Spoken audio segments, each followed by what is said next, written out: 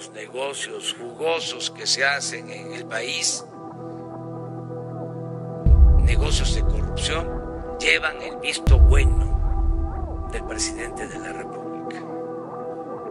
Para que esto quede claro, no es que no lo sabía el señor presidente, pues que el señor presidente tiene buenas intenciones, pero lo engañan, lo traicionan, no le ayudan. Mentira. El presidente de México tiene toda la información que se necesita. Las tranzas más grandes son las que se hacían desde arriba. Entre más elevada la autoridad, más corrupción. Ese era el problema. Nada de que el presidente no sabía, no se enteraba, lo engañaban. Eso es falso. El presidente de México está informado de todo lo que sucede, y las tranzas grandes que se llevaban a cabo y que se pudiesen realizar si nosotros no cumpliéramos con nuestro compromiso de gobernar con honestidad. Todas esas tranzas llevan el visto bueno del presidente. Aunque no firme, él autoriza, él tolera, él permite. 2 días después, López acepta que sí hubo contratos millonarios para los amiguitos de Andy. En el colmo del cinismo, este jueves, López aceptó que sí existían esos contratos, pero que sus hijos no eran corruptos, dijo. No importa que Loret y su equipo hubieran probado, con documentos oficiales, que se trataba de una red de amigos cercanos de Andy, con empresas hechizas relacionadas entre sí que simulaban competencia y obtuvieron contratos de manera directa. Tuvo el descaro de minimizar el monto y asegurar que sus hijos nada tenían que ver. Guarden esta declaración, porque ayer en su programa, Loret dijo que solo era la punta del iceberg. La banda de los López. Gracias a una investigación de Mexicanos contra la Corrupción y la Impunidad publicada esta semana, nos enteramos de más tranzas, más contratos a modo y más pruebas de relaciones entre los amigos de Andy López, que formaron una red de tráfico de influencias para hacerse millonarios a costa del gobierno. Esto es la pista más clara que nos permite saber hoy que varios empresarios beneficiados ilegalmente por el obradorato deben tener ya listos esos sobres amarillos llenos de cash para financiar las campañas de Morena, a cambio de los beneficios ilegales que ya recibieron. Es el mecanismo de la corrupción del que les he platicado aquí, del cual, al parecer, los Juniors López son la pieza fundamental. Morena se roba donativos otra vez. En una creativa investigación periodística de Pamela Cerdeira, se demostró que los donativos recolectados por el gobierno de la Ciudad de México para los damnificados del sismo de Turquía no llegaron a Estambul, sino a mercados y casas de campaña de Morena. Pero no es la primera vez que le roban a los damnificados y a quienes aportan algo a una buena causa. En diciembre de 2021, Mexicanos contra la Corrupción, Latinos y a través de Loret revelaron que Alejandro Esquer Verdugo, el hoy secretario particular del presidente López, fue uno de los operadores de un carrusel de presunto financiamiento ilegal de Morena en 2017, con el que se robaron dinero del fideicomiso para víctimas del sismo de ese mismo año. Esquer, junto con varios funcionarios que trabajan con él hoy en la presidencia, participaron en diciembre del 2017 en una serie de depósitos hormiga a un fideicomiso con el que Morena dijo reunir dinero para damnificados del sismo de aquel año, aunque ese dinero fue a dar parcialmente a candidatos, legisladores y operadores electorales del partido. Esto confirmado por el INE. Un verdadero asco. Ambos casos. Obvio, no hicieron absolutamente nada de este último, como no harán nada después de la investigación periodística de Pamela. Pero no se preocupen, señores, aquí les estamos guardando todos sus casos de corrupción para completarlos cuando se acabe este invierno populista. Aviso a quienes financian campañas ilegales de Morena. A todos los empresarios y diferentes tipos de donadores, en efectivo o en especie, de las campañas ilegales de Morena, es importante que sepan que ustedes también están cometiendo un delito grave al financiar campañas ilegales de manera oscura y fuera de los tiempos establecidos. Lo mismo para todos aquellos funcionarios públicos que están prestándose al desvío ilegal de recursos. Sepan de una vez que están cometiendo un delito grave tipificado en el capítulo de corrupción del Código Penal Federal. Quizá tengan la certeza de que quienes están recibiendo hoy los recursos les ofrecen impunidad, pero hay dos problemas. Aún no ganan ni siquiera la candidatura interna a las personas a las que están financiando y seremos implacables con la investigación y exposición de todos estos delitos. Avisados están. La empresa de la Casa Gris del Junior López es la consentida de Pemex. Gracias a una nota del portal MX nos enteramos de que, sin importar la polémica por la renta de una casa en Houston, a José Ramón López Beltrán, hijo del presidente, y a su esposa, por parte de un ex ejecutivo de la firma Baker Hughes, el convenio original firmado en el sexenio de Enrique Peña Nieto continuó modificándose hasta llegar a $870 millones desde los 356 millones originales, según documentos en poder de ese portal. Es decir, Pemex aumentó el contrato de Baker Hughes de servicios integrados para la perforación y reparación de pozos en aguas someras en 144%. 9 convenios modificatorios entre 2020 y 2022. Es decir, los convenios modificatorios se dieron después de que el Junior gozara de los lujos proveídos por la empresa en una casa de Houston.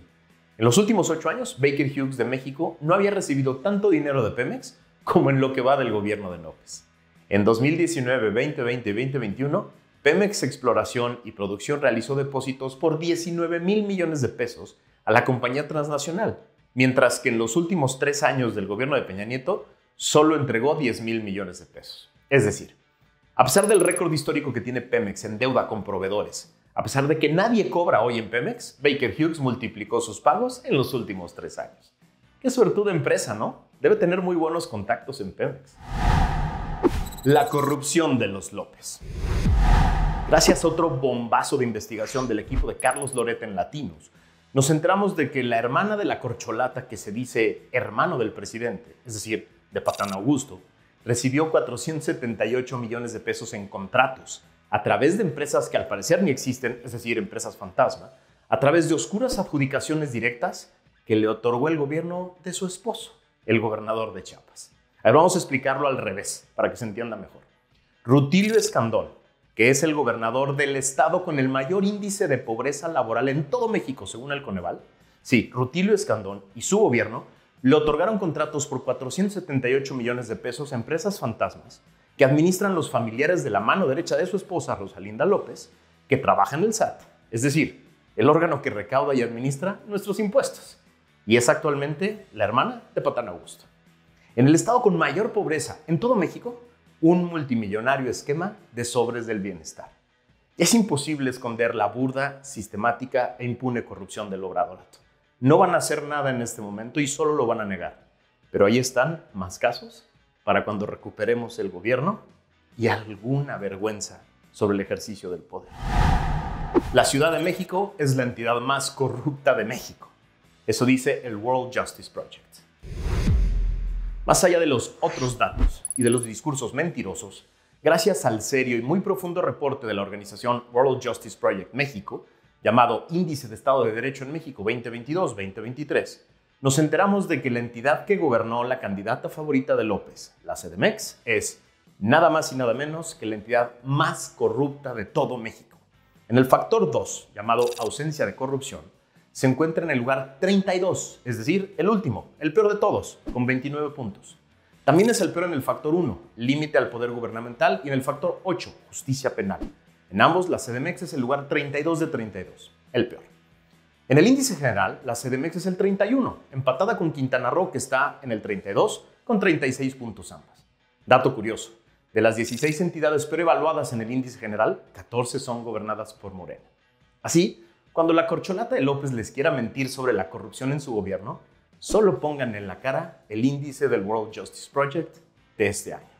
Ahí están los datos de verdad. Claudia le roba dinero a sus ex empleados de la CDMX. Gracias a un trascendido del periódico Reforma, nos enteramos de que Claudia le aplicó un delfinazo a sus ex empleados. Cito el trascendido del Reforma. Resulta que a cientos, si no es que a miles de trabajadores sindicalizados del gobierno capitalino les desaparecieron poco más de $2,000 a cada uno de su fondo de ahorro. Se trata de un fondo capitalizable contemplado en el contrato que tiene la administración de la CDMX con el sindicato. Y por alguna extraña razón, en esta semana las distintas dependencias comenzaron a descubrir que les habían trasquilado lo que les correspondía por concepto de rendimientos de dicho fondo. Lo trataron de negar, pero el día siguiente se les cayó el teatrito porque les llegó una manifestación de trabajadores a la sede del gobierno en la Ciudad de México exigiendo respuestas. ¿Se imaginan en cuántas dependencias de la Ciudad de México, de los gobiernos locales y del gobierno federal les han robado dinero a los trabajadores que están ahí para supuestamente servir a la nación? Deben ser miles de millones. Ojalá se atrevieran a denunciar. Diputada de Morena denuncia desvío de 6,000 millones de pesos. En una nota del periódico Reforma de esta semana nos enteramos de que la diputada de Morena, Inés Parra, denunció ante la Fiscalía General de la República desvíos por 6,000 millones de pesos en la Secretaría del Bienestar, al tiempo de reclamar al presidente López su olvido contra la corrupción.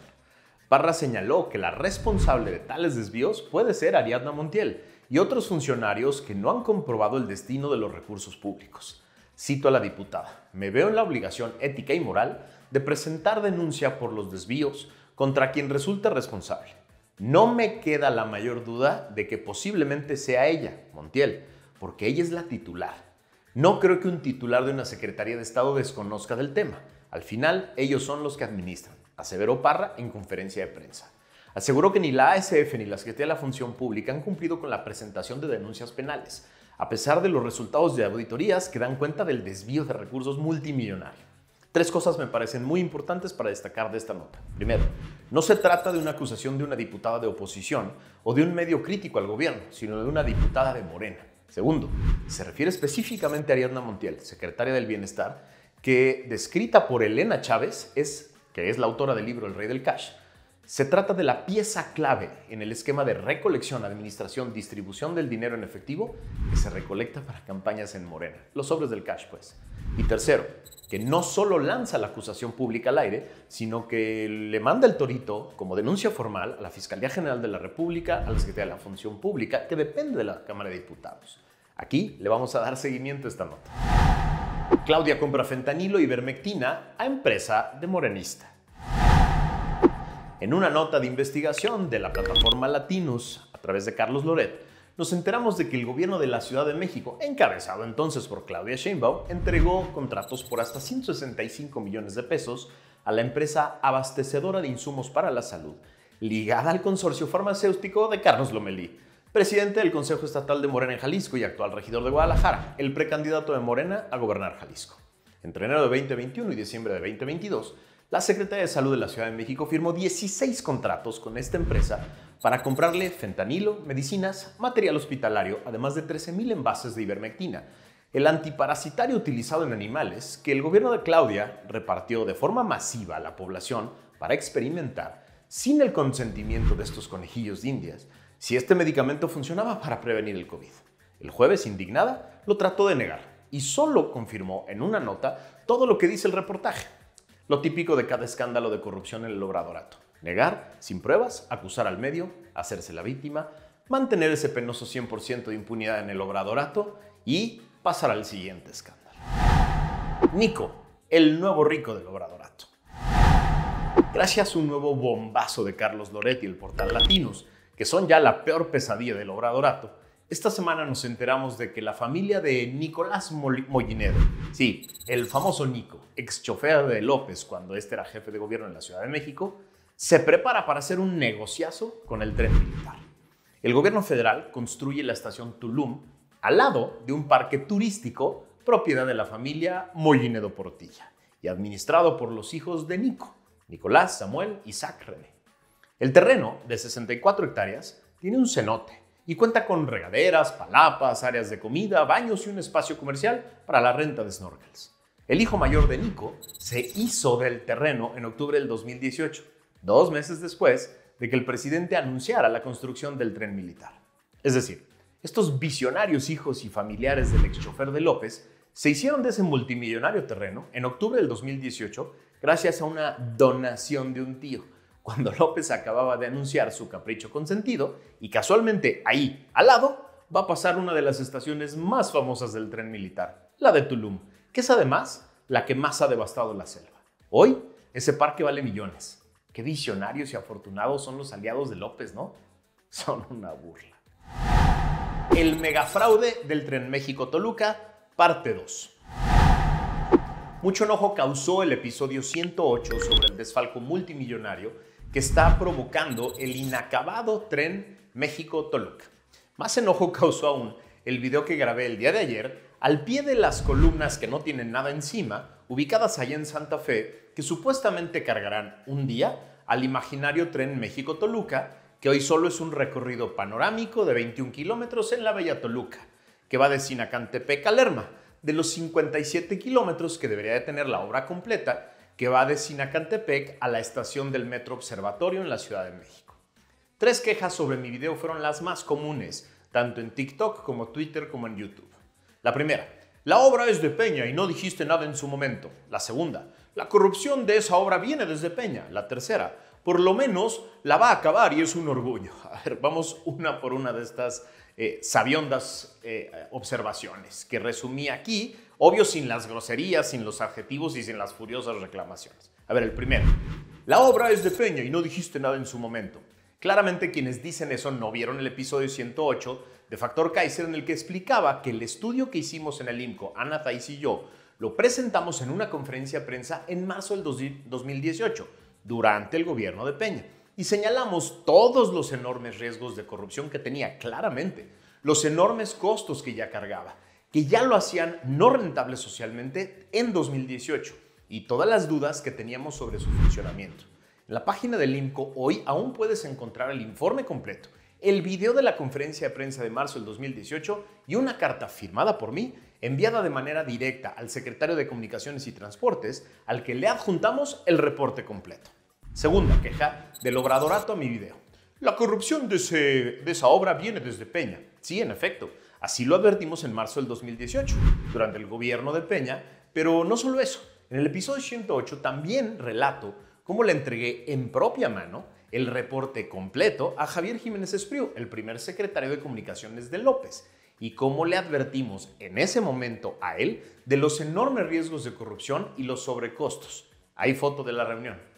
Tenían todos los elementos para frenar la obra, para investigarla, para generar responsabilidades y definir si la querían hacer suya o no. El problema es que 6 años después no hubo una sola investigación, ni auditoría, ni responsabilidad administrativa, ni penal en contra de nadie, por los abismales sobrecostos, por el retraso de 6 años y contando, y por la absoluta opacidad del destino de 80,000 millones de pesos extras y contando. Es decir, hicieron suya la obra sin investigar nada. La convirtieron en un proyecto más del obradorato.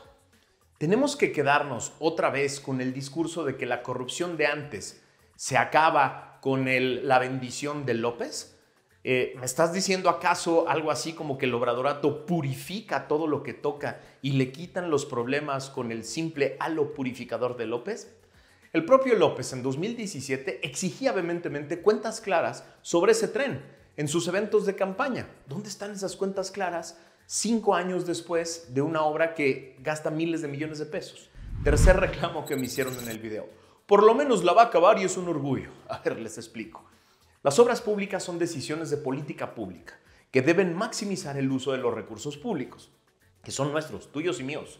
Son escasos y son limitados y deben ser utilizados de forma que se genere el mayor desarrollo sustentable posible para todos. No es un deseo mío, lo dice claramente los artículos 25 y 134 de la Constitución. Así la pregunta es si estos 120,000 millones de pesos para construir un tren de 57 kilómetros de Sinacantepec a Observatorio era la mejor forma de usar esos recursos. El aforo calculado desde el 2014 era de 230,000 pasajeros diarios, con un costo del boleto de 80 pesos por persona. Quiere decir que para hacerlo rentable, el proyecto original calculaba un ingreso diario de 18.4 millones de pesos. El fin de semana se anunció que durante septiembre el recorrido panorámico será gratuito. Es decir, se perderán ingresos por lo menos 18 millones de pesos diarios en septiembre. Pero que a partir de octubre cobrarán 15 pesos tarifa general. Es decir, si lograran el aforo de 230,000 pasajeros diarios, ingresarían 3.4 millones de pesos diarios. 15 millones de pesos diarios, menos de los calculados. Esto implica entonces una pérdida de ingresos de 450 millones al mes. ¿Sabes cuánto nos tardaríamos en recuperar la inversión de 120,000 millones de pesos, que va hasta hoy, con un ingreso de 3.4 millones de pesos diarios? 35,000 días de aforo completo, es decir, 96 años. Y eso sin contar lo que va a costar al mes la operación, que claramente va a estar subsidiada. ¿Sabes cuántos Versas 2023 de Nissan de 328,000 pesos se podrían comprar con 120,000 millones de pesos? 365,000 Versas, nuevecitos. Es decir, solo con lo que han gastado hasta hoy en la obra, le podrían comprar y regalar un Versa nuevo 2023 a las 230,000 personas que supuestamente van a usar el tren y te sobra para darles para la gasolina y mantenimiento por años. Todo esto para que un señor se sienta muy orgulloso y se tome fotos electorales es demasiado caro y absurdo, ¿no crees? Este episodio lo hice con este nivel de detalle y comparaciones ejemplificativas para que aprendamos a exigir cuentas y a evaluar a los gobiernos. Es imprescindible que ejerzamos de mucho mejor manera nuestro derecho a exigir cuentas y a evaluar proyectos alternativos. Ya basta de engaños, ya basta de mentiras, ya basta de tirar nuestro dinero a la basura para que un señor se sienta orgulloso y para que pueda echar discursos sobre su apoyo a los más desprotegidos. Esas personas desprotegidas que supuestamente van a utilizar este tren hubieran podido beneficiarse de mucho mejor manera con esos miles de millones de pesos utilizados de otra forma. Morena engañó a los damnificados del sismo de 2017. Esta semana se recordó el sismo del 2017 y a millones de personas no se nos olvidó cómo Claudia, López y Morena utilizaron esa tragedia para la campaña de ambos en 2018. Le prometieron de todo a los damnificados. No escatimaron en ofrecimientos y juramentos para obtener el voto de las víctimas y de sus familias. En una nota de Animal Político de esta semana, nos enteramos de que 6 años después de este sismo de 7.1 grados que sucedió el 19 de septiembre del 2017, el 32% de los damnificados de la Ciudad de México, que forman parte del censo elaborado por las propias autoridades para programas de apoyo, continúan sin volver a sus viviendas, ya que éstas se encuentran o en obra o en muchos casos ni siquiera ha comenzado la reconstrucción. De acuerdo con los datos de la Comisión para la Reconstrucción de la Ciudad de México, actualmente hay 5,250 viviendas y edificios de departamentos que se encuentran en reconstrucción y en rehabilitación, como por ejemplo el caso de Alfonso Reyes 188. Los vecinos de este lugar, entrevistados por Animal Político, coinciden en que solo la organización de los damnificados en colectivos ha sido clave para que las personas afectadas sean escuchadas de alguna manera por las autoridades y se tenga el compromiso de que contarán con un espacio de vivienda. Es decir, solo por la presión permanente se ha cumplido apenas con 2/3 partes de los compromisos. Pero ahí viene otra vez la época electoral y es momento de recibir un castigo a través del voto. Es momento de ajustar cuentas y ustedes, víctimas y sus familias, tienen la posibilidad de castigar a los que prometieron y no cumplieron con su voto. Claudia espía a opositores a través de Godoy. La Fiscalía General de Justicia de la Ciudad de México vigiló a políticos opositores y funcionarios de Morena a través de registros telefónicos que solicitó a la empresa Telcel, de acuerdo con un reportaje de The New York Times. Este 9 de noviembre, el medio estadounidense informó que, a través de expedientes judiciales, se puede constatar que la Fiscalía Capitalina pidió a la empresa Telcel los registros telefónicos y de mensajes de texto, así como datos de localización de más de una decena de funcionarios y políticos, tanto opositores como de Morena. Entre los personajes que fueron espiados destaca Santiago Taboada, alcalde panista de Benito Juárez, acosado por el gobierno de Claudia desde el inicio de su gestión. Medios de comunicación cometieron el error de encabezar su nota con el titular «Godoy espía a opositores». No, Godoy es una simple empleada de Claudia. Las notas deberían decir «Claudia espía a opositores violando la ley a través de su fiscal». Esta nota destruye por completo cualquier legitimidad de investigaciones que las señoras Godoy y Sheinbaum hubieran hecho sobre sus opositores políticos. ¿Es esto lo que ofrece Claudia para su futura presidencia? ¿Manipular la justicia y acosar y espiar opositores a través de trampas ilegales? La fiscala carnala de Claudia persigue a diputados opositores a su ratificación. Apenas la semana pasada platicamos aquí en Factor Kaiser del extenso y muy serio reportaje del New York Times que reveló el espionaje de la señora Godoy y Claudia a opositores, a los que les inventaban delitos como secuestro para pedir datos telefónicos a Telcel. Después de que la fiscal negara sin pruebas el reportaje, el New York Times confirmó su investigación y afirmó que tenía distintas fuentes y distintas pruebas. Esta semana, además, nos enteramos por voz directa de varios diputados de oposición que están siendo presionados y amenazados por la fiscalía con todo tipo de artimañas para que doblen las manos y la ratifiquen. ¿Es esto lo que ofrece Claudia para todo el país? ¿El uso faccioso e ilegal de la justicia para doblar opositores? Ya lo hizo su jefe durante 5 años. Y las acciones de su fiscala carnala nos dejan ver que Claudia piensa hacer exactamente lo mismo. Usar la justicia de manera ilegal y abusiva para presionar opositores. Otro escándalo de corrupción de otro Junior López. Otra bomba de Carlos Loret. Otro misil a la línea de flotación del discurso de honestidad de López. Otra prueba más del engaño. Gracias a una investigación de Latinus nos enteramos de que Gonzalo López Beltrán, el tercer hijo del presidente López, es el articulador de una red de negocios y de tráfico de influencias que controla miles de millones de pesos en la construcción del tren militar. Así lo revela Amílcar Olán, íntimo amigo de los hermanos Andy y Gonzalo López Beltrán, y contratista que recibió millones de pesos del gobierno morenista de Quintana Roo por la venta de medicamentos, como lo publicó Latinus el pasado 6 de diciembre y que comentamos aquí. A través de una serie de audios nuevos a los que Latinus tuvo acceso, Amílcar detalla cómo Gonzalo, a quien hace llamar Bobby, da órdenes, supervisa los tramos del tren militar y es quien opera el millonario negocio del balasto, que es la piedra triturada que va debajo de las vías del tren. En los audios se establece la relación de amistad, confianza y cercanía que hay entre Amílcar y el tercer hijo del presidente López, Bobby. Son decenas las menciones que Amílcar hace de Gonzalo, a quien no solo llama por su apodo, también lo trata cariñosamente como Gonzalito.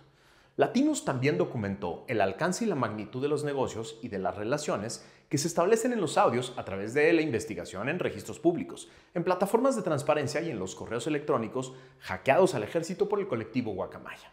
Es un negocio redondo que se hace a través de la Secretaría de la Defensa y de los grandes consorcios encargados de construir los tramos del tren militar a quienes Amílcar vende el balasto que necesitan. Ya solo hay 2 opciones, y solo 2. O la familia López es la familia presidencial más corrupta de la historia, o López es el presidente más ciego, más sordo y más tonto de la historia. Escojan, solo hay esas 2 posibilidades. Un nuevo escándalo del clan de los Juniors López. Es imposible de negar o de esconder la corrupción absurda, sistémica e impune que rodea a López en su círculo más cercano. En una nueva investigación nuclear del portal Latinus, explotada por Carlos Loret, ahora nos enteramos de que el más cercano operador del presidente López, el que le carga los papeles y las maletas y lo acompaña a todos lados, el que se sienta a su lado en los aviones, Daniel Asaf, es el gran articulador de la red de corrupción de los Juniors López y de sus amigos. No lo dice Loret, lo dice el mejor amigo de Andy López, Amílcar, en varias llamadas en poder de Latinus. Esto, en cualquier país medianamente democrático y normal, habría provocado la caída de un gobierno infestado de corrupción en el círculo más cercano al presidente. Aquí nos damos el lujo hasta de aceptar que la candidata del oficialismo diga son incapaces y les promete impunidad ciega. El 2 de junio tú decides, ¿impunidad o la oportunidad de investigar esta cloaca maloliente que es el obradorato? Tú decides. Campaña de López del 2006 financiada por el narco, dice la DEA. La nota bomba del año, y quizá una de las más escandalosas de todo el sexenio, surge del prestigiado medio ProPublica y de la pluma de Tim Golden, periodista ganador del premio Pulitzer, el más alto honor del periodismo mundial. Según el artículo del 31 de enero de esta semana, años antes de que López fuera elegido presidente en México en 2018, agentes antidroga de los Estados Unidos descubrieron lo que consideraron pruebas sólidas de que importantes narcotraficantes habían entregado alrededor de $2 millones a operadores políticos que trabajaban en su primera campaña presidencial.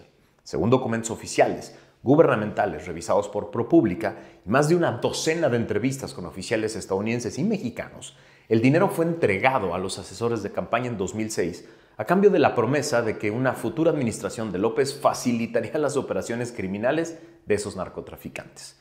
Durante la investigación, agentes de la DEA desarrollaron lo que consideraron una fuente de información extraordinaria tras detener al antiguo operador de campaña por cargos de narcotráfico en 2010, para evitar la prisión federal. El operador relató en detalle la historia de las donaciones de los traficantes, las cuales dijo ayudó a entregar. También grabó secretamente conversaciones con Nicolás Mollinedo, sí, el chofer, asesor de López, que según el operador había participado en la trama. Cito una parte brutal de la nota. Desde que asumió su mandato en diciembre del 2018, López Obrador ha encabezado un notable repliegue de la lucha contra la droga. Su política, que ha resumido en su lema de campaña, abrazos no balazos, se ha concentrado en programas sociales para atacar las raíces de la criminalidad en vez de enfrentar a los criminales. Pero mientras las fuerzas policiales y militares en general han evitado enfrentamientos con los grupos más grandes de narcotraficantes, esas mafias han extendido su influencia a través de México.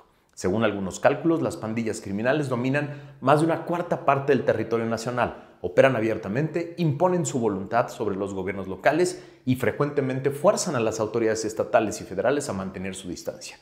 La violencia ha rondado niveles históricos, mientras las tramas de extorsión y otros negocios criminales de las bandas del narcotráfico se han metastatizado en cada etapa de la economía. Cierro esta brutal cita. Hay muy poco que agregar, salvo que esto apenas empieza. Nuevo megaescándalo de corrupción del obradorato en medicinas. Gracias a una investigación de la organización Tojil, dirigida por las valientes abogadas Estefanía Medina y Adriana Grips, nos enteramos de que el actual jefe de administración del Instituto Politécnico Nacional, Javier Tapia Santoyo, y el coordinador de imagen institucional del mismo instituto, Marco Antonio Ramírez Urbina, están vinculados con una red de empresas irregulares y fantasmas que han recibido y triangulado más de 3.300 millones de pesos del erario provenientes de contratos del sector salud y de instancias como las Fuerzas Armadas a través de el Clan Biomédica.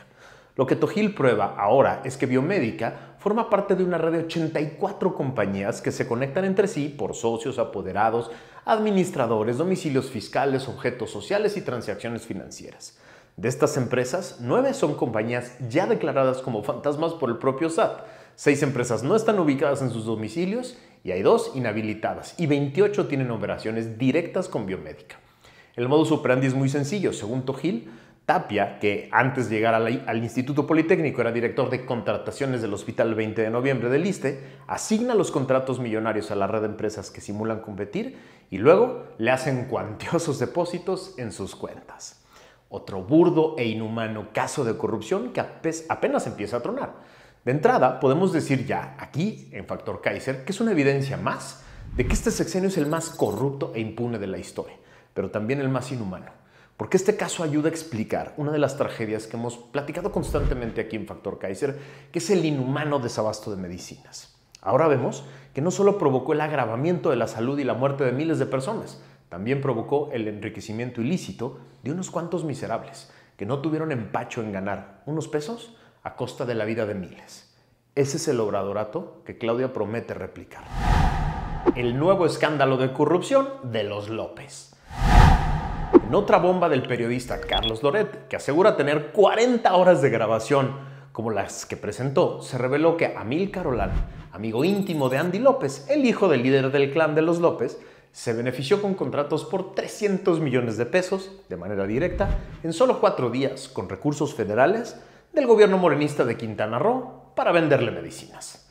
En la grabación que presentó Loret se escucha al empresario decirle a un interlocutor que va a hablar con el secretario de Finanzas del Estado para que no haya problemas con los pagos y que no lo vayan a molestar con auditorías e investigaciones. Así se las gastan los amigos del Junior, que se sienten protegidos por el halo protector del clan de los López. Lo que vamos a escuchar en esas 40 horas que faltan. ¡Qué asco!